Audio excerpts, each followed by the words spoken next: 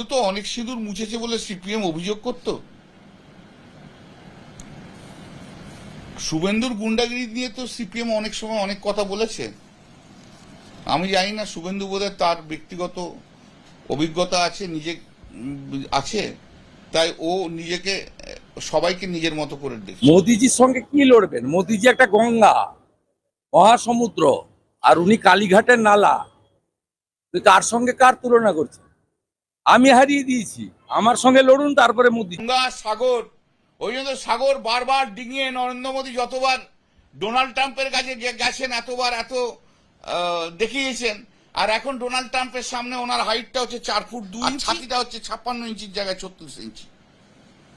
এত সাগর পেরিয়েছেন যে হাজার হাজার কোটি টাকা করে বিদেশের সঙ্গে সম্পর্ক তৈরি করতে গেছেন।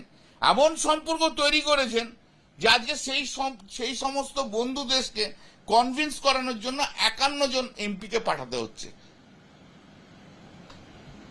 হ্যাঁ, তাহলে কি সম্পর্কটা আপনি তৈরি করেছেন যে বন্ধু দেশগুলো আপনাকে বিশ্বাস করে না, যার জন্য বিরোধীদেরকে নিয়ে যে আপনাকে এখন বিশ্বাস করাতে হচ্ছে। দেখো, আমার প্রধানমন্ত্রী কাজ করেছে, আমার প্রধানমন্ত্রী কাজ করেছে।